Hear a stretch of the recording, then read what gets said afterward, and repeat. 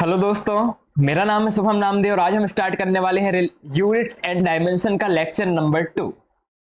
Last class में हमने देखा था फिजिकल क्वांटिटीज क्या होती है, ऐसी चीजें जिन्हें हम मीजर कर सकते हैं।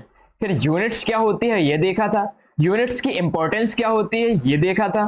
इसके बाद हमने कुछ पैरामीटर्स देखे थे, कुछ मेजरमेंट सिस्टम देखे थे, सिस्टम ऑफ यूनिट्स, जिसमें एमकेएस था, एफपीएस था, सीजीएस था।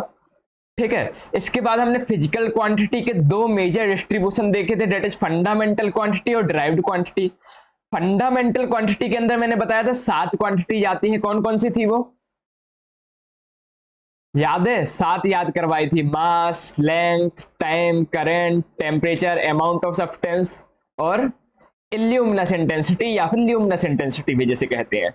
इन 7 फिजिकल क्वांटिटी के अलावा जो भी बची उसको हमने बोला था क्या? Derived quantity. मतलब इनकी फंडामेंटल की हेल्प से जो बनी है वो थी हमारी डिराइव्ड क्वांटिटीज।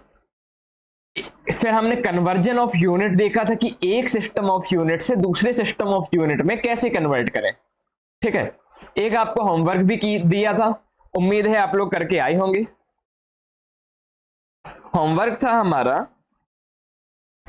एक क्वेश्चन दिया था मैंने आपको कि रो इक्वल टू 2 ग्राम पर सेंटीमीटर क्यूब है।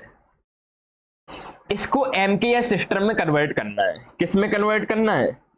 एमकेएस सिस्टम में। ये मैंने आपको होमवर्क दिया था। हुआ क्या? देखो कैसे करेंगे, बेसिक अप्रोच देखते हैं। पहली चीज तो जो अभी है वो कौन सा सिस्टम है, ये देखो, इसमें मास लिया है ग्राम में, डिस्टेंस ली है सेंटीमीटर में। ये देख के हमें पता चला कि जो डेंसिटी है ये सीजीएस सिस्टम में दी हुई है। ठीक। अब सीजीएस से हमें एमकेएस सिस्टम में कन्वर्ट करना है। तो हमें पता है 1 केजी इक्वल टू 1000 ग्राम होता है। 1 केजी क्यों लिया? क्योंकि एमकेएस सिस्टम में जो मास है वो केजी में होता है, तो ग्राम को हमें केजी में कन्वर्ट करना पड़ेगा। और एमकेएस सिस्टम में जो डिस्टेंस है वो मीटर में होती है, तो मीटर और सेंटीमीटर का रिलेशन होता है 1 मीटर इक्वल टू 100 सेंटीमीटर। ठीक है। जिसको कन्वर्ट ना करते आता हो तो बेसिक अप्रोच से मैं बताता हूं। 1 केजी इक्वल टू 1000 ग्राम है, तो 1 upon 1000 KG equal to 1 gram आ गया। इसको लिख सकते हैं 1 upon 10 to power 3 KG equal to 1 gram. ठीक है। और जब पावर डेनोमिनेटर से न्यूमरेटर में लाते हैं तो पावर का साइन चेंज हो जाता है, तो ये कितना आ जाएगा? 10 to power -3 KG equal to 1 gram. ऐसे 1 gram equal to 10 to power -3 KG हमने निकाल लिया। ऐसे ही 1 मीटर इक्वल टू 100 सेंटीमीटर में 1 सेंटीमीटर की वैल्यू निकाल लेते हैं। देखना, 1 मीटर इक्वल टू 100 सेंटीमीटर होता है, तो 1 अपॉन 100 मीटर इक्वल टू आ गया 1 सेंटीमीटर। इसको लिख सकते हैं 1 upon 10 to power 2 metre equal to 1 centimetre. यहां से हमने लिख दिया 1 सेंटीमीटर इक्वल टू, डेनोमिनेटर में पावर 2 है तो न्यूमरेटर में कितना हो जाएगा? पावर -2। तो ये हो गया 10 टू पावर -2 मीटर। ये हमने 1 सेंटीमीटर की वैल्यू निकाल ली और 1 ग्राम की वैल्यू निकाल ली। अब पुट कर देंगे, हमारा आंसर आ जाएगा। चलो पुट करते हैं।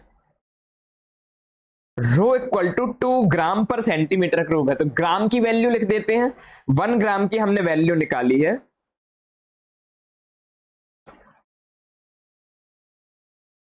10 टू पावर -3 केजी। ओके, ग्राम की जगह ग्राम की वैल्यू रख दी। और सेंटीमीटर की वैल्यू हमने निकाली, तो सेंटीमीटर की जगह सेंटीमीटर की वैल्यू रख देते हैं।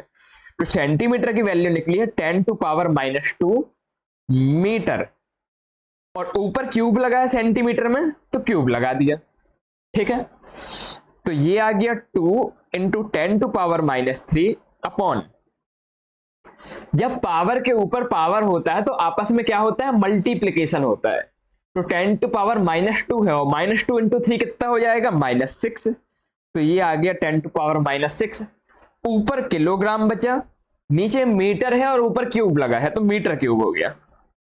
ओके, इसको हम लिख सकते हैं 2 इंटू 10 टू पावर 6, -6 ऊपर आया तो +6 हो गया, इंटू 10⁻³ किलोग्राम पर मीटर क्यूब।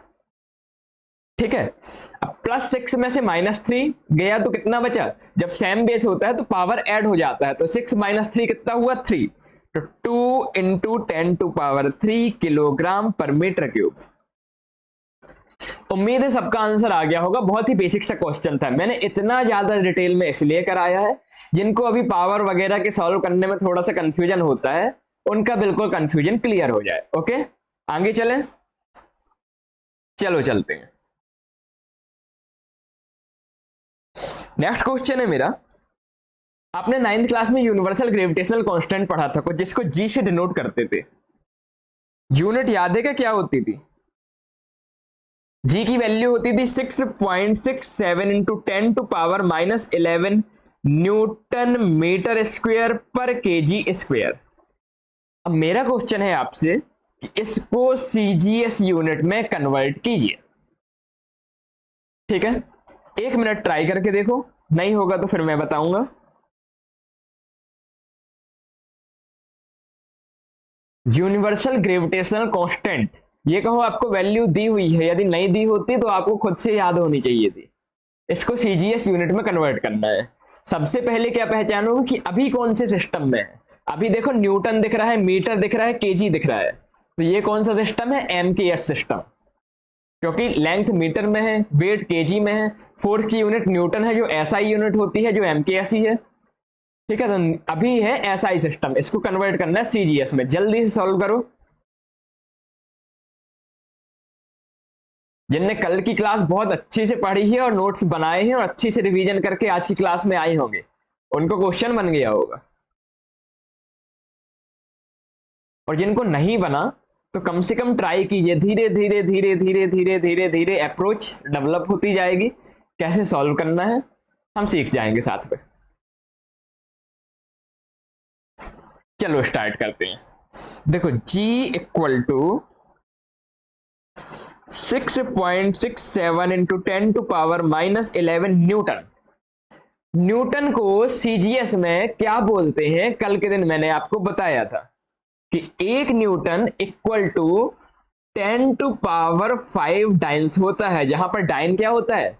जैसे न्यूटन एसआई यूनिट है फोर्स की, वैसे डाइन सीजीएस यूनिट है फोर्स की। तो देखो सीजीएस में कन्वर्ट करना है तो फोर्स की सीजीएस यूनिट यानी कि डाइन रख देते हैं। तो न्यूटन की जगह मैंने डाइन 10⁵ डाइन रख दिया। अब मीटर स्क्वायर, हमें पता है 1 मीटर में 100 सेंटीमीटर होता है, तो मीटर की जगह लिखा हमने 100 सेंटीमीटर, और मीटर के ऊपर स्क्वायर लगा है तो 100 सेंटीमीटर के ऊपर क्या आ गया? स्क्वायर आ गया। अब ऊपर केजी की पावर -2 है, ये जब नीचे जाएगा तो नीचे आ जाएगा केजी की पावर 2।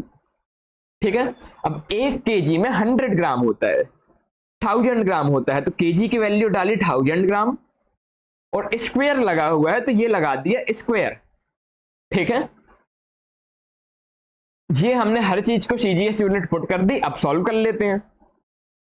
ये आ गया 6.67 इंटू 10⁻11 इंटू 10⁵ इंटू 100 का स्क्वायर यानी कि 10⁴, नीचे 1000 का स्क्वायर यानी कि 10⁶, और यूनिट आई डाइन सेंटीमीटर स्क्वायर पर ग्राम स्क्वायर। इसको पूरे को यदि हम सॉल्व करें पावर, तो ये आ जाएगा 10⁻11। सेम बेस होता है तो पावर ऐड हो जाती है या मल्टीप्लिकेशन होता है, और जब डिवीजन होता है तो सब्ट्रैक्ट हो जाती है। तो देखो -11 +5 +4, क्यों? क्योंकि मल्टीप्लिकेशन में है तो पावर ऐड हो गई, और 6 डिवीजन में है इसलिए पावर माइनस हो गई। डाइन सेंटीमीटर स्क्वायर पर ग्राम का स्क्वायर, ये आ गया -11 -6 कितना? -17, -17 और +9 कितना बचा? -8। तो ये आ गया 6.67 into 10⁻8 dyne centimetre square upon gram square, ऐसे चेंज करेंगे। ठीक है, आया समझ में? बहुत ही सिंपल है और एक एक स्टेप मैंने बिल्कुल डिटेल में आपको करके बताया है। चले आगे, चलो चलते हैं। Next question, if a unit of length and time is doubled, the numerical value of g क्या है, acceleration due to gravity, will be. ऐसे क्वेश्चन कंपटीशन में बहुत पूछे जाते हैं, ऑब्जेक्टिव के लिए अच्छा क्वेश्चन होता है। क्वेश्चन क्या बोल रहा है, यदि लेंथ की यूनिट और टाइम की यूनिट डबल करती जाए तो न्यूमेरिकल वैल्यू जी की कितनी हो जाएगी। ऑप्शन भी दिए थे इसके, ऑप्शन में बता देता हूं आपको। ए है डबल हो जाएगी, बी है हाफ हो जाएगी, सी है 4 टाइम्स हो जाएगी, और डी है रिमेन सेम। आया कुछ समझ में। 9th क्लास में आप एक्सीलरेशन ड्यू टू ग्रेविटी पढ़ के आए हो, जिसकी वैल्यू होती है 9.81 मीटर पर सेकंड स्क्वायर। अब क्वेश्चन बोल रहा है यदि लेंथ की यूनिट को डबल कर दिया जाए और टाइम की यूनिट को भी डबल कर दिया जाए तो जी की न्यूमेरिकल वैल्यू में क्या डिफरेंस पड़ेगा, कैसे करेंगे, चलो देखते हैं। इसके लिए आपको ये याद होना चाहिए, जी क्या था, जी था हमारा एक्सेलरेशन ड्यू टू ग्रेविटी, ठीक है, और इसकी वैल्यू क्या थी 9.81। और सबसे ज्यादा इंपॉर्टेंट बात जो याद होना चाहिए, इसकी यूनिट कितनी थी, मीटर पर सेकंड स्क्वायर। अब क्वेश्चन बोल रहा है लेंथ को डबल कर दिया तो जहां मीटर है वहां पर कितना हो जाएगा, 2 मीटर हो जाएगा। दूसरी चीज बोल रहा है टाइम को भी डबल कर दिया तो जहां पर सेकंड था वहां पर कितना हो जाएगा, 2 सेकंड हो जाएगा। यदि ऐसा हो गया तो न्यूमेरिकल वैल्यू जी पे क्या फर्क पड़ेगा, चलो देखते हैं। जी इक्वल टू 9.81, मीटर की जगह पे नई वैल्यू रख देते हैं 2 मीटर, सेकंड की जगह पे नई वैल्यू रख देते हैं दैट इज 2 सेकंड का होल स्क्वायर। तो ये देखो कितना आ गया 9.81 into 2 metre upon 4 second square, 2/4 2, ये आ गया 9.81 अपॉन 2 मीटर पर सेकंड स्क्वायर। ठीक है, ये हमने सॉल्व कर लिया। अब देखना है, पहले थी वैल्यू 9.81 मीटर पर सेकंड स्क्वायर, अब कितनी हो गई 9.81 मीटर पर सेकंड स्क्वायर अपॉन 2, यानी कि वैल्यू कितनी हो गई, हाफ। तो ये बी वाला हमारा आंसर हो जाएगा। आया समझ में कैसे करेंगे, ठीक है, चलो आगे चलते हैं, नोट कर लेना इसे अच्छी से।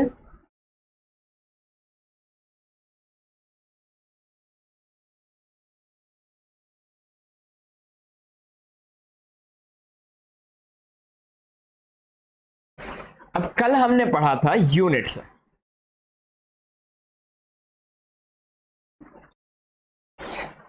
और मैंने बताया था यूनिट्स 2 प्रकार की होती हैं। एक होती है हमारी फंडामेंटल यूनिट,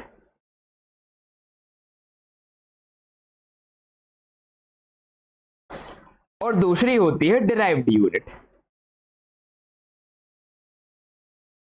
मैंने बताया था फंडामेंटल यूनिट में 7 यूनिट्स आती हैं, that is mass, length, time, current, amount of substance, temperature and luminous intensity.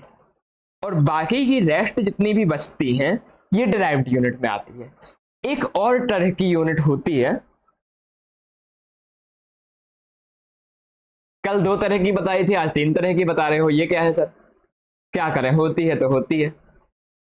एक और तरह की यूनिट होती है जिसको कंसीडर करना होता है, इसको दोनों में नहीं रखते हैं, इसको बोलते हैं हम सप्लीमेंट्री यूनिट। ये कितनी होती हैं, सप्लीमेंट्री यूनिट 2 होती हैं। कौन कौन सी, एक होती है एंगल, जिसको रिप्रेजेंट करते हैं थीटा से, वही जो तुम लोग 10th क्लास की ट्रिग्नोमेट्री में sine theta, cos theta, tan theta पढ़ के आए हो, वही वाला थीटा एंगल। और दूसरी होती है सॉलिड एंगल, ठीक है। ये हो गया तीसरे तरह की यूनिट। तीसरे तरह की यूनिट क्या कहलाई, सप्लीमेंट्री यूनिट। ये 2 होती है, एक थीटा एंगल, दूसरी सॉलिड एंगल। सॉलिड एंगल को रिप्रेजेंट करते हैं ओमेगा से, किससे, ओमेगा, 10th क्लास में रेजिस्टेंस की यूनिट ओम को जिससे रिप्रेजेंट करते थे ना, उसी से रिप्रेजेंट करते हैं। ठीक, चलो एक एक करके देखते हैं एंगल क्या है और सॉलिड एंगल क्या है। सबसे पहले समझते हैं एंगल।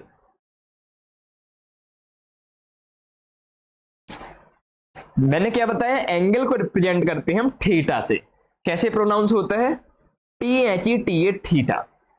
अब ध्यान से समझना इसको। मान लो ये एक सर्किल है, सर्किल बोला जाए पिज्जा है, ठीक है।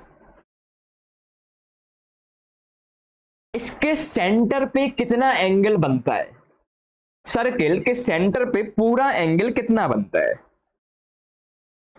12th क्लास की मैथ्स में सर्किल चैप्टर में आप पढ़ के आए हैं कि जो सेंटर पे सबटेंडेड एंगल पूरा का पूरा होता है, ये होता है 360 डिग्री, 360 डिग्री। अब फिजिक्स में हमें पहली चीज जो याद रखनी है वो ये याद रखनी है कि ये जो 360 डिग्री होता है ये होता है 2 पाई रेडियन के बराबर। तो अब जो आप सेंटर के एंगल को बोलोगे, ये बोलोगे सेंटर पर एंगल कितना होता है, 2 पाई रेडियन होता है। पहली चीज याद करने की, ठीक है। यदि हम 2 से डिवाइड करें तो हम बोल सकते हैं 180 degree equal to pi radian. मतलब पाई रेडियन कितना होता है, 180 डिग्री होता है। ठीक, इतनी समझ में आया। 360 डिग्री 2 पाई रेडियन के बराबर होता है, 180 डिग्री पाई रेडियन के बराबर होता है। अब मान लो ये एक पिज्जा है, एक पिज्जा में कुछ ऐसे स्लाइसेज रहते हैं, ठीक। ये जो एरिया रहता है ये वाला, जिसको आप लोग, जिस पे चीज नहीं होती है तो उसको खाते नहीं हो, उसको हम बोलते हैं आर्क लेंथ। ठीक है, ये जो है ये आर्क लेंथ होती है, यहां से यहां तक की डिस्टेंस, ये वाली डिस्टेंस ये होती है आर्क लेंथ। ठीक है, और सेंटर से ये जो डिस्टेंस है इसको क्या बोलते हैं, ये होती है रेडियस। ठीक, और ये जो एंगल बन रहा है, यदि ये एंगल है थीटा, तो थीटा आर्क लेंथ और रेडियस में एक रिलेशन होता है, रिलेशन बिटवीन किसके किसके बीच, theta, arc length and radius. एक रिलेशन होता है थीटा, आर्क लेंथ और रेडियस के बीच में।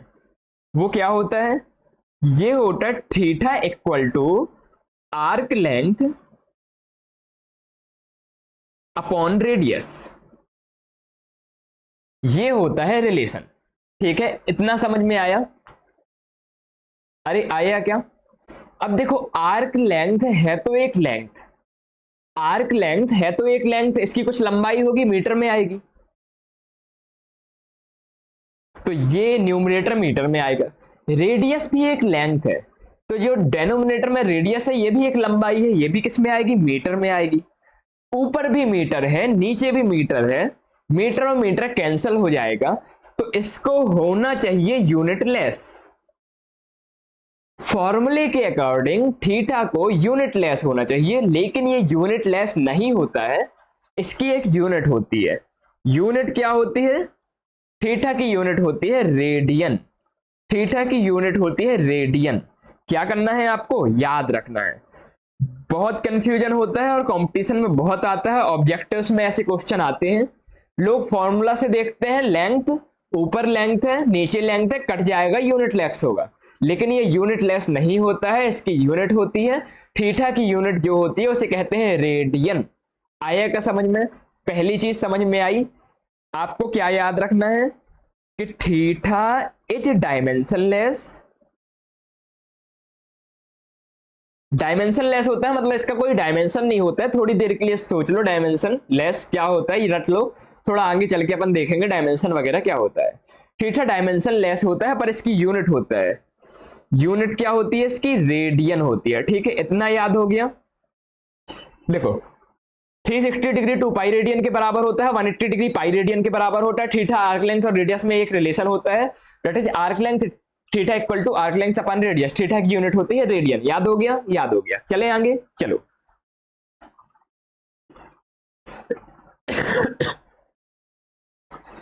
मान लो ये था हमारा पिज्जा, ये था इसका सेंटर, ठीक है।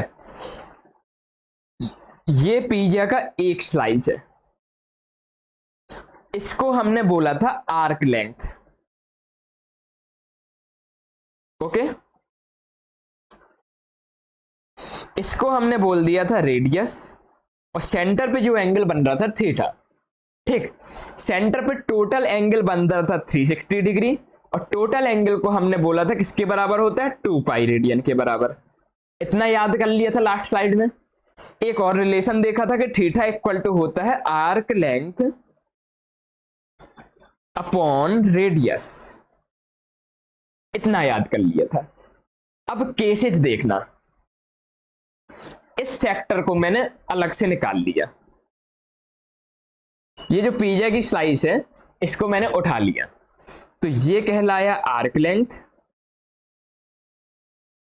ये कहलाया थीटा, और ये कहलाया रेडियस, ठीक। अब यदि ये आर्क लेंथ की जगह मैं सेमी सर्किल ले लूं, तो ये सेमी सर्किल का सेंटर हो गया। मुझे ये बताना सेंटर पर एंगल जो बनेगा वो कितना बनेगा। आपको पता है 10th क्लास में सर्किल पढ़ के आए हुए हैं, सेंटर पे जो सर्किल बनता है, एंगल बनता है, ये 180 डिग्री बनता है। और हमने पढ़ा है 180 डिग्री किसके बराबर होता है? पाई रेडियन के बराबर होता है। इतना समझ में आया? 180 डिग्री पाई रेडियन के बराबर होता है। तो अब मेरा आपसे क्वेश्चन ये है कि यदि इसकी रेडियस है आर और सेंटर ये है एक सेमी सर्किल, तो ये जो आर्क लेंथ होगी, ये आर्क लेंथ कितनी आएगी? हमारे पास फॉर्मूला है, फॉर्मूला सॉल्व करेंगे, आंसर आ जाएगा। चलो रखते हैं। फॉर्मूला है theta equal to arc length upon radius. Formula है theta equal to arc length upon radius. हमें निकालना है आर्क लेंथ, तो आर्क लेंथ इक्वल टू आ गया theta into radius R. Theta की वैल्यू हो गई पाई, थीटा हमेशा रेडियन में रखना है, ठीक है, डिग्री पे नहीं रखना है। और आर मल्टीप्लाई हुआ तो आर्क लेंथ आ गया आर, पाई आर। इतना समझ में आया? मतलब सेमी सर्किल की जो बाउंड्री होती है, ये जो बाउंड्री है, ये इसकी लेंथ कितनी होती है? पाई आर होती है। इतना समझ में आया? थोड़ा और समझते हैं। इस बार मैंने आपको बोला ये पूरा का पूरा सर्किल है, इसके सेंटर पे एंगल कितना बन रहा होगा? 360 डिग्री, ठीक है।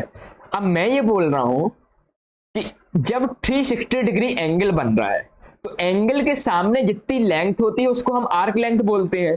तो इस एंगल के सामने जो आर्क लेंथ है वो किसके बराबर होगी? वो तो सर्कमफ्रेंस के बराबर होगी, क्योंकि पूरी की पूरी बाउंड्री आ गई। तो क्या अब हम आर्क लेंथ निकालेंगे तो वो सर्कमफ्रेंस के बराबर होगी? चलो देखते हैं। मैंने लिखा formula theta equal to arc length upon radius. Theta कितना है? 360 डिग्री, और हमने पढ़ा है 360 डिग्री 2 पाई रेडियन के बराबर होता है। तो यहां पर डाल दिया थीटा की जगह पर 2 पाई, आर्क लेंथ की जगह पर आर्क लेंथ रहने दिया, और रेडियस की जगह पर रेडियस की वैल्यू आर डाल दी। तो आर्क लेंथ आई हमारी 2 पाई इंटू आर, और यही आर्क लेंथ तो सर्कमफ्रेंस होता है। और ऐसे ही हमारा जो हम 9th 10th से पढ़ते आ रहे हैं ना, सर्कमफ्रेंस का फॉर्मूला 2 पाई आर, ऐसे निकाला गया है, ठीक है। इतनी बातें आई समझ में आपको? पहली बात क्या? 360 डिग्री 2 पाई रेडियन के बराबर होता है, 180 डिग्री पाई रेडियन के बराबर होता है। थीटा का फॉर्मूला होता है आर्क लेंथ अपॉन रेडियस। यदि हमें थीटा पता है तो हम आर्क लेंथ निकाल सकते हैं रेडियस से मल्टीप्लाई करके, ठीक है। इतना आया समझ में? थोड़ा और आगे चलते हैं, कुछ स्टैंडर्ड चीजें देख लेते हैं। स्टैंडर्ड जैसे हमने 30 degree, 45 degree, 60 degree, 90 degree 10th class में ट्रिग्नोमेट्री याद किए थे ना, तो ये डिग्री में याद किए थे, अब हमें जो एंगल यूज करना है वो रेडियन में यूज करना है। तो रेडियन में उनकी वैल्यू कितनी होगी, चलो देखते हैं। मैंने आपको बताया है कि 360 डिग्री होता है पाई रेडियन के बराबर, ठीक, 2 पाई रेडियन के बराबर। तो 180 डिग्री किसके बराबर हो जाएगा, पाई रेडियन के बराबर। यहां से यूनिटरी मेथड से क्या हम 1 डिग्री की वैल्यू निकाल सकते हैं, बिल्कुल निकाल सकते हैं। तो 1 डिग्री की वैल्यू आ गई पाई अपॉन 180 रेडियन के बराबर, ठीक है। अब जैसे कि कोई हमसे पूछता है 30 डिग्री कितने रेडियन के बराबर होगा, तो 1 डिग्री पाई अपॉन 180 रेडियन के बराबर, तो 30 degree 30 into pi upon 180 radian के बराबर, डेट इज पाई अपॉन 6। तो 30 डिग्री पाई बाई 6 के इक्वल होता है, आपको याद होना चाहिए।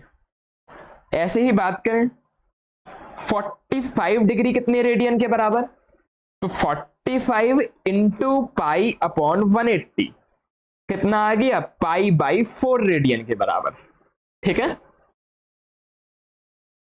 60 डिग्री कैसे निकालोगे, थोड़ा खुद से कैलकुलेट करो, 10 सेकंड का टाइम देता हूं। 60 इंटू पाई अपॉन 180, 6 3 जा 18 मीन 60 डिग्री आ गया पाई अपॉन 3 रेडियन के बराबर, आपको याद होना चाहिए, ठीक है। 90 डिग्री, 90 डिग्री कैसे निकालोगे, 90 into pi upon 180 that is pi upon 2 radian के बराबर। मतलब जब भी आपको डिग्री से रेडियन में कन्वर्ट करना होगा तो उस एंगल को आप पाई अपॉन 180 से मल्टीप्लाई कर देंगे, ठीक है। आया समझ में, चलो आगे चलते हैं।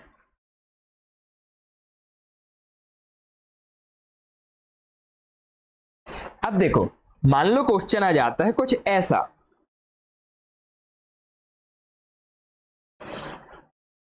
इसको 10th क्लास में सेक्टर बोलते थे ना, ये मान लो सेक्टर का एंगल है 60 डिग्री, और क्वेश्चन आपसे पूछा आर्क लेंथ बताओ, आर्क लेंथ कितनी होगी। तो कैसे सॉल्व करोगे, आपको फॉर्मूला पता है, थोड़ा 30 सेकंड ट्राई कर लो फिर बताता हूं।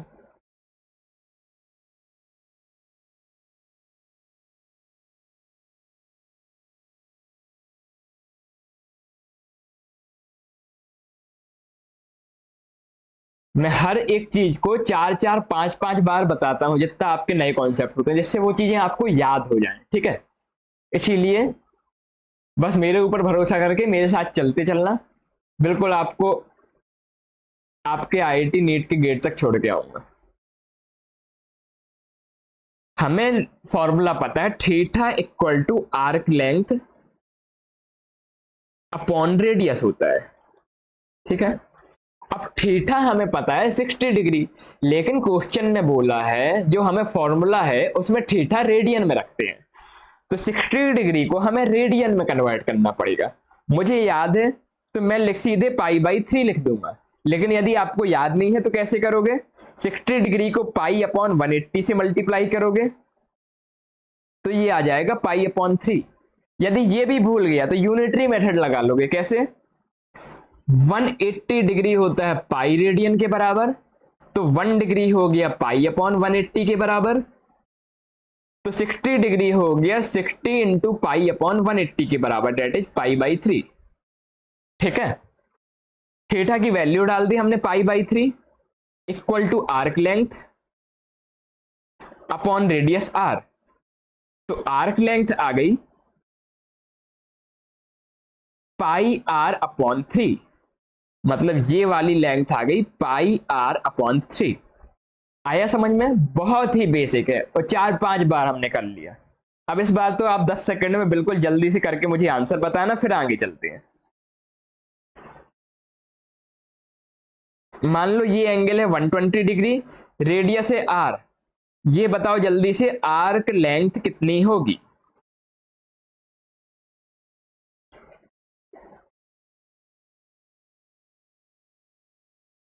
रेडियस है आर, सेंटर पे एंगल है 120 डिग्री, मेरी ड्राइंग पे मत जाना, ये सर्किल है। ठीक है।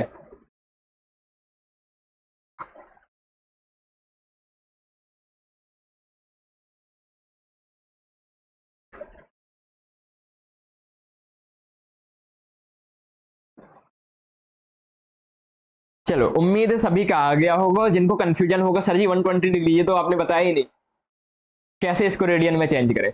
सबसे पहले फॉर्मूला लिखते हैं, theta equal to arc length upon radius.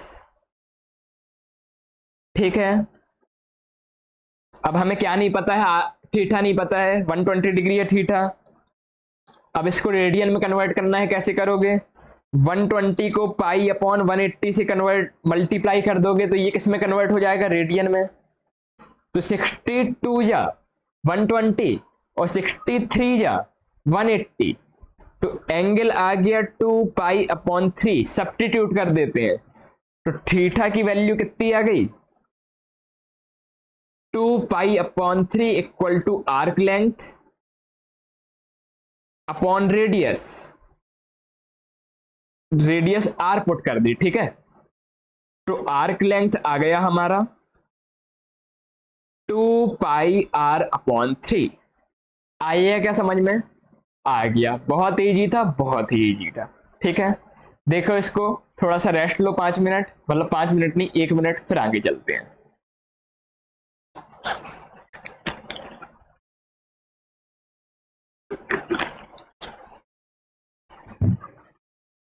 देखो सेकंड क्लास है, इतने सारे फॉर्मूले आने लगे आज, तो बहुत सारे फॉर्मूले आ जाएंगे, इसलिए शॉर्ट नोट्स बनाते चलना है। ठीक है, चले आगे। ये हमने एंगल कंप्लीट किया, इसके बाद हम आएंगे सॉलिड एंगल पर। चिंता मत करो, कई बार रिवीजन करवाऊंगा मैं। सेकंड है सप्लीमेंट्री यूनिट में एक एंगल पढ़ लिया, सेकंड है हमारा सॉलिड एंगल। सॉलिड एंगल को रिप्रेजेंट करते हैं ओमेगा से। कौन सा ओमेगा? वो 10th क्लास में रेजिस्टेंस की यूनिट ओम पढ़ा था, उसका सिंबल था ओमेगा, वही वाला ओमेगा। अब ये क्या नई चीज है? देखो पहले आपने लिया पिज्जा का स्लाइस, यहां पर ये एक प्लेन सरफेस है, प्लेन सरफेस मतलब पिज्जा का स्लाइस होता है जैसा 2D सरफेस है। इस एंगल को आप बोलते हो थीटा, ये होता है हमारा नॉर्मल एंगल। ठीक है, इसको आपने बोला आर रेडियस, और इसके सामने की लेंथ को बोला आपने आर्क लेंथ। ठीक है, अब ये मान लो और क्या खाया है आपने? वो कौन वाली आइसक्रीम खाई है जो कुछ ऐसी रहती है,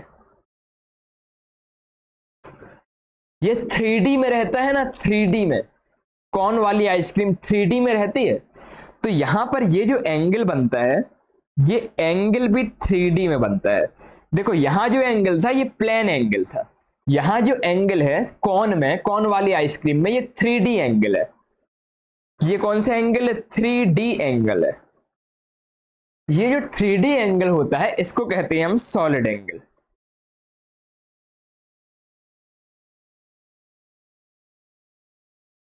इस 3D एंगल को हम क्या बोलते हैं? Solid angle. और किससे रिप्रेजेंट करते हैं हम? ओमेगा से।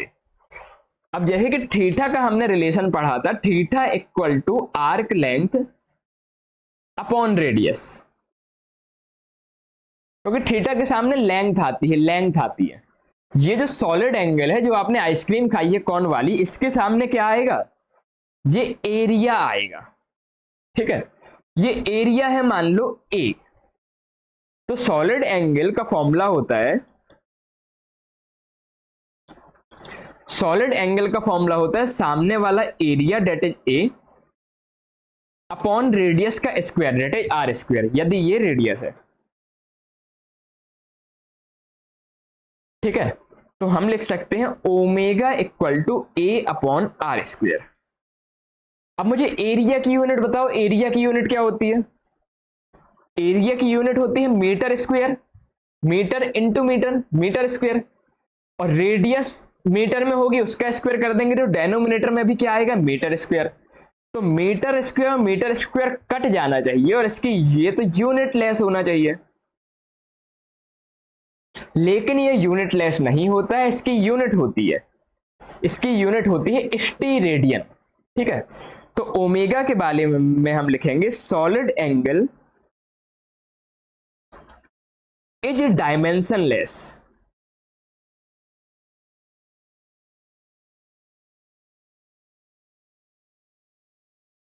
और इसकी यूनिट क्या होती है, स्टी रेडियन। फॉर्मूले से देखने में लगता है कि ये यूनिट लेस होगा क्योंकि ऊपर का मीटर स्क्वायर नीचे का मीटर स्क्वायर कैंसिल हो गया, पर इसकी यूनिट होती है, इसकी यूनिट क्या होती है, स्टी रेडियन होती है, याद रखना है। ठीक है, इतना आया समझ में। चलो कुछ और चीज देखते हैं। अब मान लो मैंने हेमिस्फीयर लिया, हेमिस्फीयर मतलब अरे कटोरी, घर में कटोरी होती है ना ऐसी, ये कटोरी ली, इसकी रेडियस है आर। अब सेंटर पे जो एंगल बनेगा वो 2D होगा कि 3D होगा, ये सोच सकते हो। सेंटर पे जो एंगल बनेगा वो 3D होगा, कैसे, ऐसा सेंटर पे एंगल बन रहा होगा। ठीक है, तो मेरा क्वेश्चन है आपसे, ये जो एंगल बना इसका रिप्रेजेंटेशन ओमेगा है, सॉलिड एंगल बनेगा तो इसको ओमेगा से रिप्रेजेंट करते हैं, ये कितना होगा। तो फॉर्मूला है हमारे पास solid angle equal to area upon R square. अब मुझे ये बताओ इस सॉलिड एंगल के सामने जो एरिया होगा ये कितना होगा। 10th क्लास में आप हेमिस्फीयर का कर्व्ड सरफेस एरिया पढ़ के आए हो, कटोरी के ऊपर वाला एरिया कितना होता है, 2 पाई r² होता है। तो एरिया की जगह रख दिया 2 पाई r², नीचे डेनोमिनेटर में r² है, r² से r² कैंसिल हो गया, एंगल कितना आ गया 2 पाई।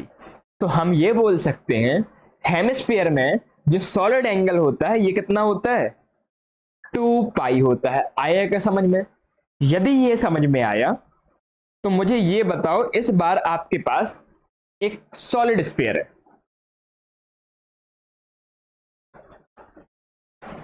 इसके सेंटर पे जो सॉलिड एंगल बनेगा वो कितना होगा। 30 सेकंड ट्राई करके देखो।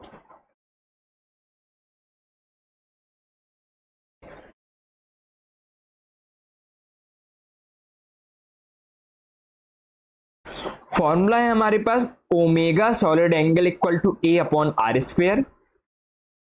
पूरे के पूरे स्फीयर, टोटल स्फीयर का कर्व्ड सरफेस एरिया कितना होता है, ये जो एरिया है, ये चूड़ी नहीं है, स्फीयर है, स्फीयर, ठीक है समझते हो ना, मतलब बॉल, इसका एरिया होता है 4 पाई r²। 10th की मैथ्स में हम पढ़ के आए हैं। नीचे डेनोमिनेटर में r² से r² कैंसिल हो गया तो ये बचा 4 पाई। ठीक है, तो सॉलिड एंगल के सेंटर का एंगल यदि कोई हमसे पूछेगा तो ये कितना होता है 4 पाई, ऐसे हम कैलकुलेट कर सकते हैं। आया क्या समझ में, बिल्कुल। ठीक है, तो सॉलिड एंगल के बारे में क्या क्या याद रखना है आपको। पहली चीज ये डायमेंशन लेस होता है, दूसरी चीज इसकी यूनिट होती है, यूनिट क्या है, स्टी रेडियन, इसको रिप्रेजेंट करते हैं ओमेगा से, फॉर्मूला है ए अपॉन r²। ठीक है, कैसा दिखता है थोड़ा सोच सकते हो क्या। कॉर्क की बॉल देखी है, कॉर्क की बॉल को यदि खोल दो तो अंदर छोटा सा एंगल बॉल निकलती है ना, हार्ड सी पत्थर सी काली कलर की, वो वैसा होता है सॉलिड एंगल। ठीक, आगे चलते हैं।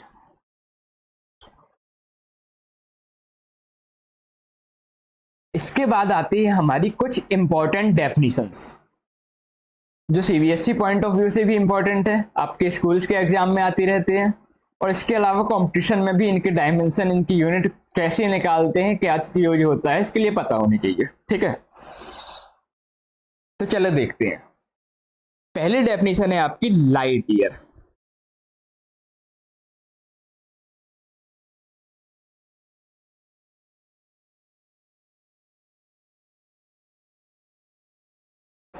लाइट ईयर ठीक है, देखो हमें लाइट की स्पीड पता है, लाइट की स्पीड कितनी होती है?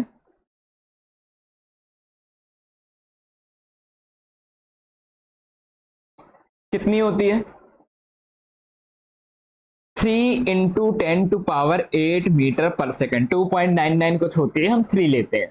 ठीक है, स्पीड ऑफ लाइट है 3 × 10⁸मीटर/सेकेंड, मतलब 1 सेकेंड में 3 लाख से ज्यादा, काफी होगा, 3 लाख तो 10⁵ तक होता।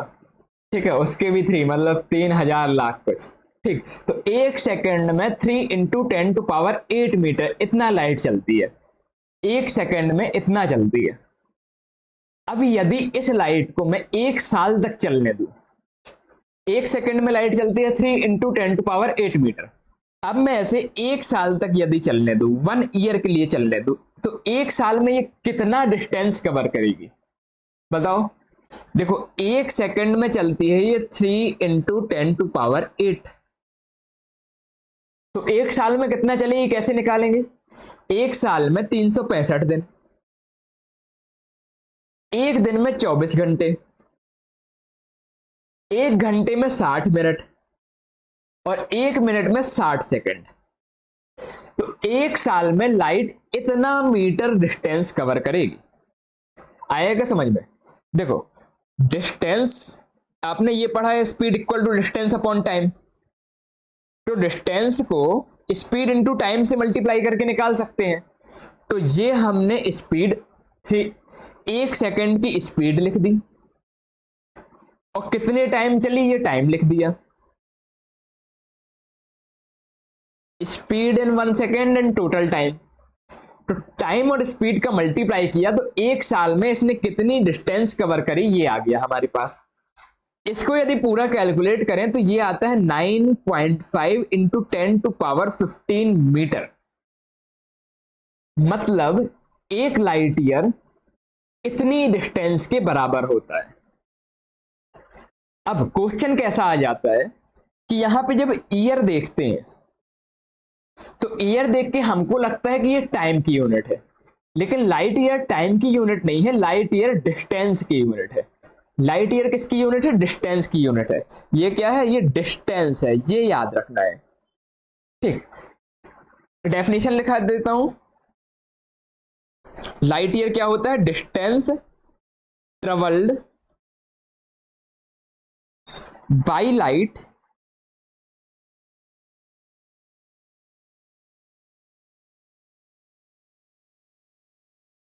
इनकम्प्लीट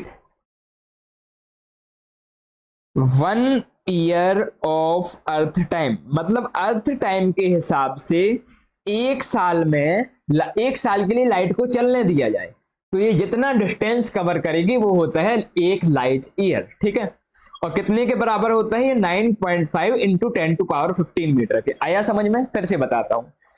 अर्थ के टाइम के हिसाब से यदि लाइट को 1 साल तक चलने दिया जाए तो जितनी डिस्टेंस कवर करती है ये, उसको हम बोलते हैं 1 लाइट ईयर। आया क्या? आया। आगे चलें, चलो चलते हैं। नेक्स्ट डेफिनेशन है हमारी astronomical unit.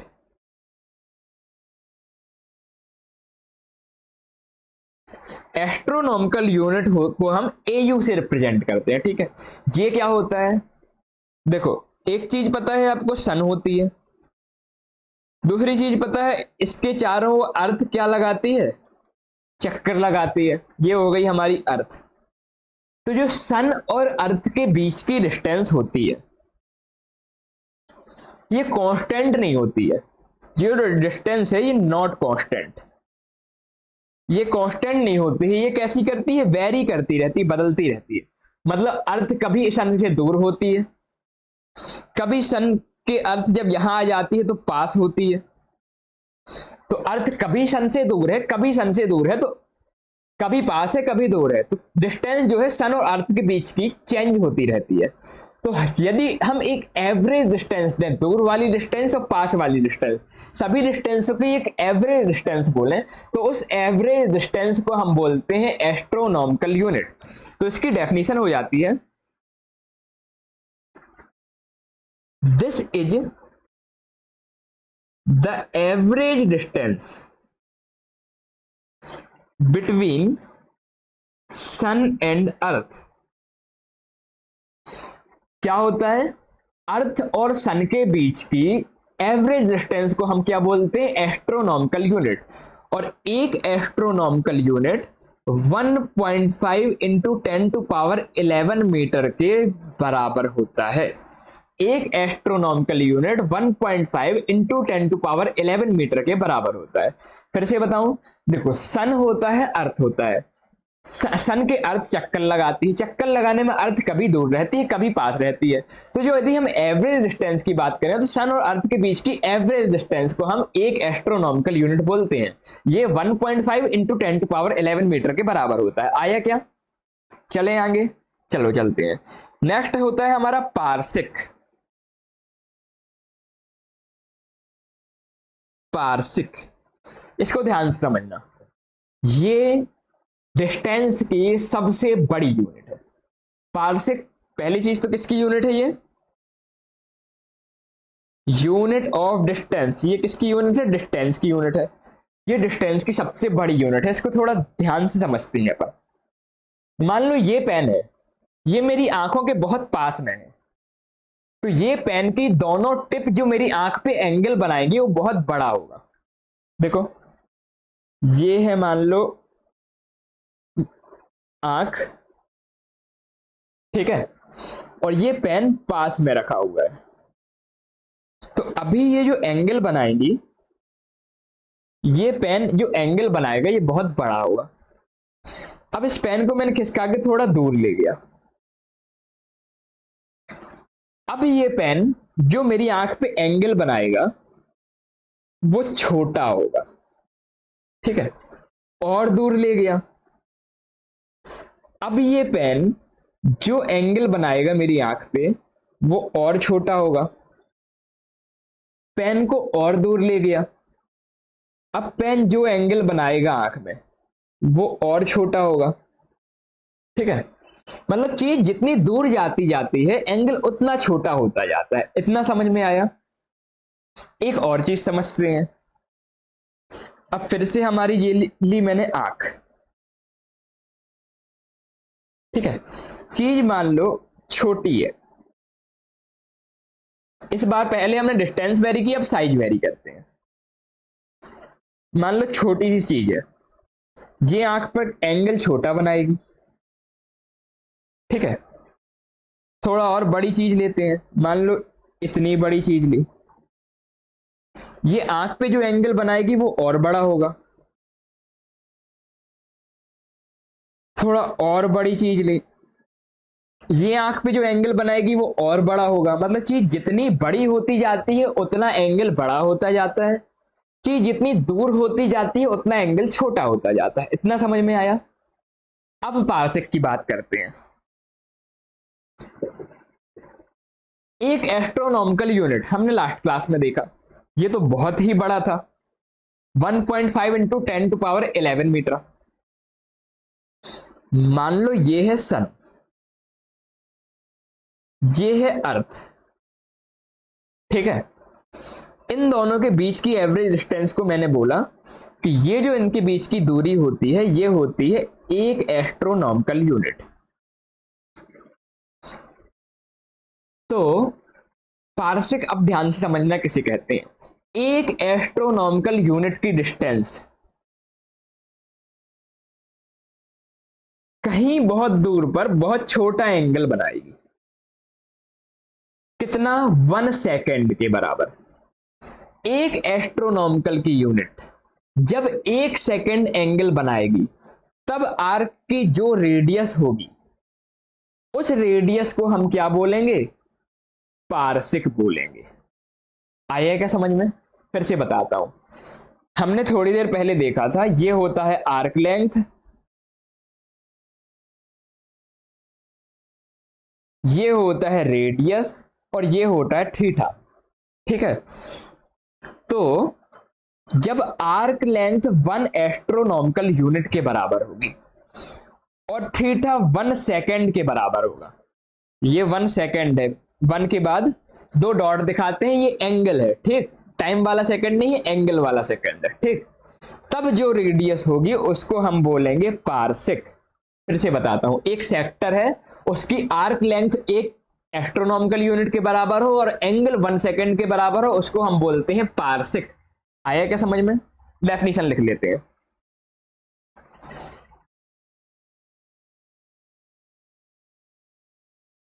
It is the radius of an arc whose angle subtended at center is 1 second and arc length is equal to 1 astronomical unit। ठीक है, मतलब सेंटर पे एंगल हो 1 सेकंड और आर्क लेंथ 1 एस्ट्रोनॉमिकल यूनिट के बराबर हो, उस आर्क की रेडियस को हम क्या बोलेंगे? 1 पारसेक। आया? ठीक है। अब भाई ये सेकंड क्या है? 1 सेकंड एंगल, ये तो कभी पहले देखा नहीं। 1 सेकंड एंगल क्या होता है, ये कितना होता है, ये थोड़ा समझ लेते हैं। पहले ये बताओ, पारसेक समझ में आ गया? फिर से थोड़ा सा ध्यान से बता दूं, ये जब आर्क लेंथ होती है 1 एस्ट्रोनॉमिकल यूनिट और एंगल जो बनता है ये बनता है 1 सेकंड, 1 सेकंड, तब जो रेडियस होती है इस रेडियस को हम बोलते हैं 1 पारसेक। ये डिस्टेंस की सबसे बड़ी यूनिट है। ठीक, चलो अब 1 सेकंड समझते हैं कितना होता है। ये आपने बचपन में प्रोटेक्टर देखा था?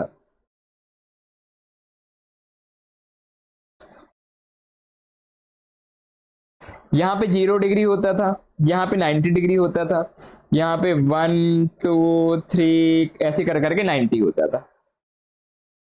ठीक है, तो 1 डिग्री आपने अपने प्रोटेक्टर पे देखा है, इसको मैं निकाल लेता हूं। ये है 0, ये यहां तक है 1 डिग्री।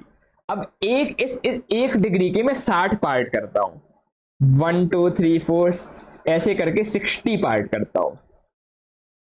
ठीक, अब इस 60 पार्ट में से मैं एक छोटे वाले पार्ट को निकाल लेता हूं।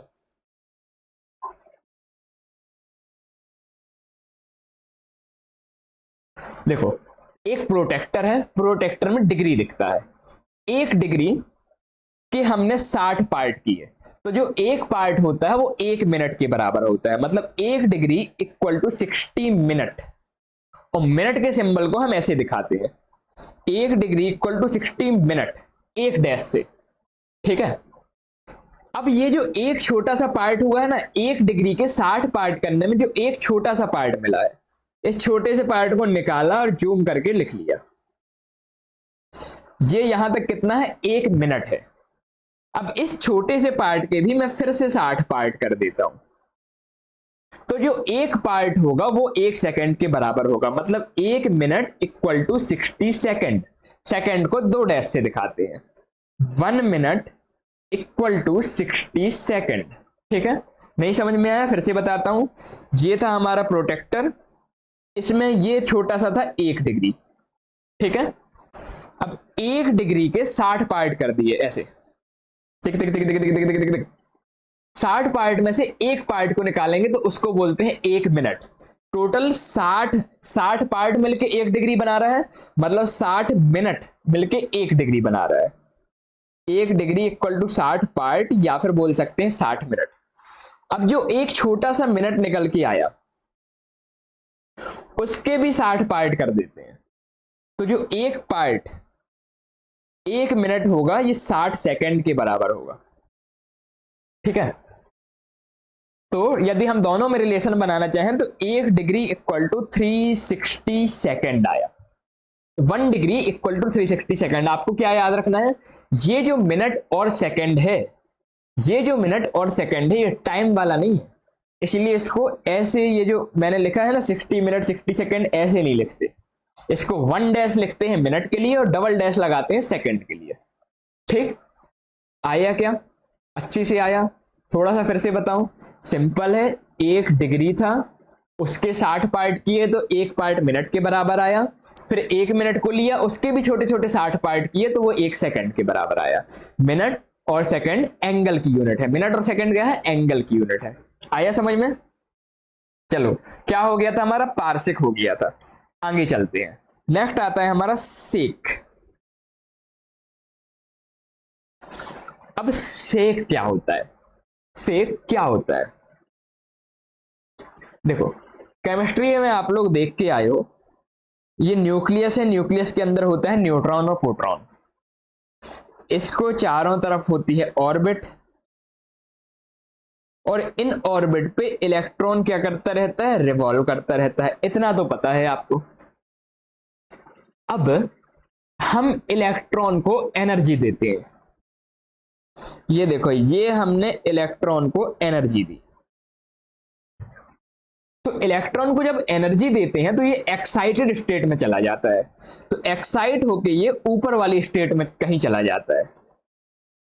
इलेक्ट्रॉन को एनर्जी दी, ये हमने क्या दिया, एनर्जी दी। कौन सी एनर्जी दी, एक्सटर्नल, बाहर से हमने एनर्जी दी। ठीक, तो इलेक्ट्रॉन क्या पहुंच गया, एक्साइटेड स्टेट में। मतलब जहां ये होना चाहिए वहां से ऊपर एक्साइटेड स्टेट में पहुंच गया, इसको बोलते हैं एक्साइटेड स्टेट। ठीक है, तो ये एक्साइटेड स्टेट में कुछ देर रुकेगा, फिर वापस आएगा। तो जितनी देर रुकता है, या फिर बोला जाए जितना समय ये वापस आने में लेता है, उसको हम बोलते हैं एक सेक। ये इलेक्ट्रॉन एक्साइटेड स्टेट में गया, अब ये कुछ देर रुकेगा। कितनी देर रुकेगा, 10⁻⁸ सेकेंड, इतना टाइम तक रुकेगा और फिर वापस आ जाएगा। ये देखो, ये वापस आ गया। तो जो टाइम लेता है ये वापस आने में, रुका रहा, रुक के वापस आने में जो टाइम लिया उसको वो 1 सेक के बराबर होता है। तो 1 सेक कितना होता है, 10⁻⁸ सेकेंड के बराबर, याद रखना है। ठीक है, तो इसकी डेफिनेशन लिख सकते हैं, time for which electron remain in excited state is called 1 सेक। और 1 सेक कितने के बराबर बताया मैंने, 10⁻⁸ सेकेंड के बराबर। ऐसा भी शॉर्ट में बोल सकते हैं कि ये ग्राउंड स्टेट, मतलब वापस जहां था वहां आने में जितना टाइम लेता है, क्या, time to return to ground state. ये ग्राउंड स्टेट मतलब जहां था वहां आने में जितना टाइम लेता है वो होता है 1 सेक। ठीक है, अब यार इतनी बड़ी बड़ी कुछ क्वेश्चन होते हैं जो बच्चों के मन में आते हैं, इतना बड़ा बड़ा क्या unit, astronomical unit, parsec, light year, इतनी बड़ी की यूज क्या है, क्यों पढ़ रहे हैं हम फालतू में। तो देखो, आपके कंपास में होता है एक स्केल 15 सेंटीमीटर का। अब मुझे ये बताओ, एक एटम की यदि आपको रेडियस नापनी है, कैसे नापोगे, स्केल लेके नापने चले जाओगे, इतना छोटा होता है, स्केल से नहीं नाप सकते ना, तो छोटी छोटी डिस्टेंस चाहिए होगी। ऐसे ही मान लो मैं बोलूं कि दिल्ली से कन्याकुमारी की डिस्टेंस नापो, आप अपनी 15 सेंटीमीटर की स्केल लेके छोटे छोटे छोटे नापने निकल जाओगे, नहीं नाप पाओगे ना। तो बड़ी डिस्टेंस नापने के लिए बड़ी डिस्टेंस चाहिए, छोटी डिस्टेंस नापने के लिए छोटी डिस्टेंस चाहिए। इसलिए जरूरत के हिसाब से ये छोटी और बड़ी डिस्टेंस को हम पढ़ रहे हैं। ठीक है, आया समझ में? आगे चलें, चलो आगे चलते हैं। अब आते हैं, चैप्टर में का नाम था यूनिट और डायमेंशन। यूनिट के बारे में हमने देखा, अब डायमेंशन के बारे में देखते हैं। चलो, डायमेंशन, डायमेंशन स्पेलिंग खराब सी लिखी क्या, हेडिंग है दे प्यार से लिख दूं, बड़ा बड़ा DIMENSION, डायमेंशन। ठीक है, अब देखो, मैंने आपको बताया था फिजिकल क्वांटिटी होती है। फिजिकल क्वांटिटी दो होती है, एक होती है हमारी फंडामेंटल और दूसरी होती है डिराइव्ड। फंडामेंटल मैंने आपको बताया तो 7 होती है, कौन कौन सी, mass, length, time, temperature, current, amount of substance and illuminous intensity। तो अब समझना डायमेंशन क्या होता है। ये जो फंडामेंटल क्वांटिटी है, इनके ऊपर कुछ पावर लगाते हैं जिससे ये किसी फिजिकल क्वांटिटी को रिप्रेजेंट करती है, उनको हम बोलते हैं डायमेंशन। तो पहले डेफिनेशन लिख दें। The power raised to fundamental physical quantity। Fundamental physical quantity के ऊपर क्या लगाई? पावर लगाई। Such that they represent a physical quantity is called dimension. जो फंडामेंटल क्वांटिटी थी, इनके ऊपर कुछ पावर लगाई जिससे ये किसी फिजिकल क्वांटिटी को रिप्रेजेंट करने लगी, उसको बोलते हैं डायमेंशन। कुछ नहीं समझ में आया? कोई बात नहीं, धीरे धीरे समझते हैं। आप मुझे ये बताओ, मास को किस में नापते हैं? किलोग्राम में। लेंथ को किस में नापते हो? मीटर में। टाइम को सेकंड में। टेम्परेचर को केल्विन में। टेम्परेचर को केल्विन में नापते हैं। कुछ लोग डिग्री सेंटीग्रेड बोलेंगे, नहीं भाई केल्विन में नापते हैं। क्यों नापते हैं केल्विन में? केल्विन स्टैंडर्ड है। क्यों स्टैंडर्ड है? 0 डिग्री पे थर्मोडायनेमिक्स में पढ़ेंगे, इसका 0 डिग्री का महत्व होता है। ठीक। करंट को नापते हैं एम्पियर में, पढ़ा हुआ है आपने। अमाउंट ऑफ सब्सटेंस को मोल में नापते हैं, पढ़ा है आपने। Capital capital capital capital MOL। ठीक है। ल्यूमिनस इंटेंसिटी को नापते हैं कैंडेला में। ठीक है। मास को किलोग्राम में नापते हैं, लेंथ को मीटर में, टाइम को सेकंड में, टेम्परेचर को केल्विन में। के फॉर केल्विन ना पता हो तो। करंट को एम्पियर में, अमाउंट ऑफ सब्सटेंस को मोल में, ल्यूमिनस इंटेंसिटी को कैंडेला में। ठीक है। अब ये जो फंडामेंटल क्वांटिटी थी, इनको कुछ नोटेशन दे दिए। क्या नोटेशन दे दिया? मास के लिए कैपिटल M यूज होगा, लेंथ के लिए कैपिटल L यूज होगा, टाइम के लिए कैपिटल T यूज होगा। ये इनको डायमेंशन दे दिया। बेसिक फंडामेंटलों को पहले डायमेंशन दिया गया। मास को कैपिटल M, लेंथ को कैपिटल L, टाइम को कैपिटल T। टेम्परेचर के लिए K यूज करते हैं। करंट के लिए कुछ बुक्स में A लिखा होता है, कुछ बुक्स में I लिखा होता है। I और A दोनों यूज होता है। ठीक है। अमाउंट ऑफ सब्सटेंस के लिए मोल यूज होता है और कैंडला के लिए CD यूज होता है। इतना याद कर लो पहले। डायमेंशन फिजिकल क्वांटिटी दो तरह की, fundamental quantity, derived quantity. Fundamental में है 7, mass, length, time, temperature, current, amount of substance, luminous intensity. Mass की यूनिट केजी, लेंथ की मीटर, टाइम की सेकंड, टेम्परेचर की केल्विन, करंट की एम्पियर, अमाउंट ऑफ सब्सटेंस की मोल, ल्यूमिनस इंटेंसिटी कैंडेला। ठीक है। अब इनको नोटेशन दिया गया। मास को कैपिटल M दिया गया, लेंथ को L, टाइम को कैपिटल T, टेम्परेचर को K। करंट के लिए दोनों यूज होता है, किसी बुक्स में A यूज होता है, किसी बुक्स में I यूज होता है। अमाउंट ऑफ सब्सटेंस के लिए मोल, ल्यूमिनस इंटेंसिटी है कैंडेला, CD। ठीक है। अब इन फंडामेंटल का यूज करके इनको कुछ पावर देके सभी के लिए डिराइव्ड क्वांटिटी के लिए डायमेंशन लिखे गए। कैसे लिखे गए?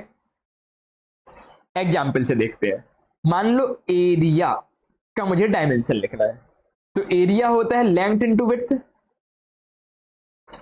तो लेंथ एक लंबाई है और लंबाई के लिए L यूज करेंगे। विड्थ, ब्रीथ भी एक लंबाई है, तो ब्रीथ के लिए भी क्या यूज करेंगे? L यूज करेंगे। तो ये आ जाएगा L स्क्वायर। ठीक है। और इसके ऊपर ऐसा ब्रैकेट लगा देंगे, ये साइन होता है लगाने का। ठीक है। इसको बोलते हैं एरिया का डायमेंशन L स्क्वायर। ठीक है। ऐसे ही यदि मैं बात करूं वॉल्यूम की, तो वॉल्यूम होता है length into width into height. तो देखो लेंथ भी एक लेंथ है, विड्थ भी एक लेंथ है, हाइट भी एक लेंथ है। L L L मल्टीप्लाई होकर कितना आ जाएगा? L cube. और इसके ऊपर ये ब्रैकेट लगा देते हैं, ये होता है नोटेशन। ये हो गया वॉल्यूम का डायमेंशन। ऐसे करके हम डायमेंशन निकालते हैं। चलो कुछ और डायमेंशन देखते हैं। अब पहली चीज डायमेंशन निकालने के लिए क्या जरूरी होती है, मान लो मुझे डेंसिटी का डायमेंशन निकालना है, स्पीड का डायमेंशन निकालना है, एक्सेलरेशन का डायमेंशन निकालना है, फोर्स का डायमेंशन निकालना है, वर्क का डायमेंशन निकालना है। डायमेंशन निकालने के लिए सबसे इंपॉर्टेंट चीज, इन चीजों का आपको फॉर्मूला पता होना चाहिए। कैसे पता चलेगा? एक होती है गधे की मेहनत, एक होती है घोड़े की मेहनत। घोड़े की मेहनत मैं करवाते जा रहा हूं, गधे की मेहनत आपको करनी पड़ेगी। आपकी एनसीईआरटी जो बुक है उसमें पीछे के पेजेज में फॉर्मूलाज लिखे हुए हैं, आपको उनको रोज रीड करना है जिससे फॉर्मूले याद हो जाए थोड़ा थोड़ा। देखो डायमेंशन अपन को उस चीज का भी निकालना है जो 12th क्लास के लास्ट चैप्टर में पड़ेगी। हर चैप्टर में जितनी भी फिजिकल क्वांटिटी आएंगी सबका डायमेंशन निकालना है, लेकिन अभी तो इतनी सारी नहीं पढ़ सकते ना, जब चैप्टर में आएगी तब पढ़ेंगे। लेकिन पहले चैप्टर में डायमेंशन हर चीज का निकालना है, तो पहले हमें उन चीजों को रटना पड़ेगा। समझेंगे हम उन चीजों को 2 साल में, लेकिन अभी इस चैप्टर के लिए आपको उन सभी चीजों को रटना पड़ेगा, तब आप इस चैप्टर में डायमेंशन निकाल पाओगे। तो आपकी एनसीईआरटी में पीछे के 4-5 पेज फॉर्मूला लिखे हुए हैं, वो आपको फॉर्मूले याद होने चाहिए, तभी आप डायमेंशन निकाल पाओगे। जैसे ये छोटे छोटे फॉर्मूला के आपको इन चीजों के, इन फिजिकल क्वांटिटी के आपको फॉर्मूला पता है, तो चलो इनका डायमेंशन निकालते हैं। डेंसिटी का फॉर्मूला क्या होता है? मास अपॉन वॉल्यूम होता है, ठीक है। तो मास के लिए क्या यूज करते हैं? एम हमने पिछली स्लाइड में देखा। वॉल्यूम का हमने निकाला पिछली स्लाइड में एल क्यूब।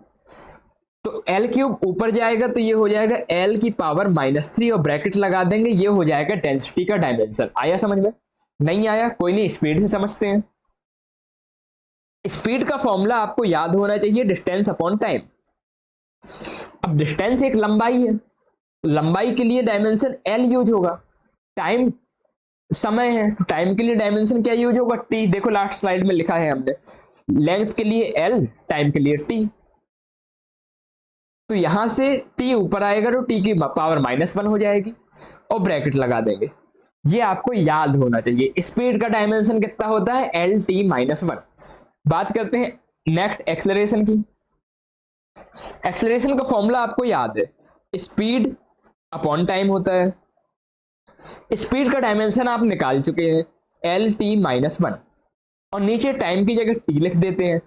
नीचे टी है, ऊपर आएगा तो एक और माइनस की पावर हो जाएगी, ऐड हो जाएगी, तो ये हो जाएगा एल टी -2। ये हो गया एक्सेलरेशन का डायमेंशन, याद होना चाहिए एल टी -2। फोर्स का फॉर्मूला गाय को भी पता है, उससे पूछेगा फोर्स क्या होते हैं, बोलेगा मैं। तो फोर्स होता है मास इनटू एक्सेलरेशन, मैं। तो देखो मास का हमने डायमेंशन देखा है, एम होता है। एक्सेलरेशन का हमने निकाल लिया, एल टी -2।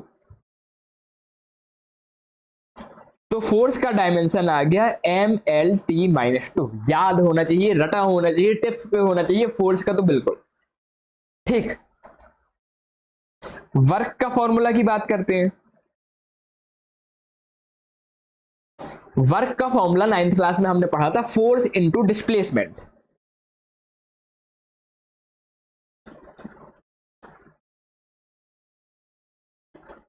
अब डिस्प्लेसमेंट क्या होती है? एक लेंथ होती है ना, एक लंबाई होती है ना डिस्प्लेसमेंट। इस पॉइंट से इस पॉइंट तक का डिस्प्लेसमेंट एक लंबाई होगी ना। देखो फोर्स का डायमेंशन हमें पता है एम एल टी -2, इसमें डिस्प्लेसमेंट का डायमेंशन एल को मल्टीप्लाई कर देते हैं, तो वर्क का डायमेंशन आ गया एम एल स्क्वायर टी -2। ये याद होना चाहिए, जल्दी से याद करो फिर क्लास ओवर करते हैं। डेंसिटी का dimension M L to the power -3, speed का dimension L T to the power -1, acceleration का डायमेंशन एल टी -2, फोर्स का dimension M L T -2, work का dimension M L square T -2। ठीक है, ऐसे बिल्कुल याद होना चाहिए, टिप्स पे होना चाहिए। ठीक है, फिर इसके बाद लगभग आपकी एनसीईआरटी बुक में पीछे देखिएगा 150 करीब डायमेंशन है। नेक्स्ट 1-2 क्लासेज में हम उनको कैसे गधे की मेहनत से घोड़े की मेहनत बना के थोड़ा जितना शॉर्टकट बना सकता है उतना इजी करके याद करें, क्योंकि देखो यूज तो होगा और याद करना पड़ेगा। कितना इजी हो जाए याद करने, वो हम अपनी 1-2 क्लास में नेक्स्ट ट्राई करेंगे। ठीक है, तो मिलते हैं नेक्स्ट वीडियो में। तब तक के लिए पढ़ते रहिए, मुस्कुराते रहिए, खुश रहिए, मेरे साथ बने रहिए। जय हिंद, जय भारत।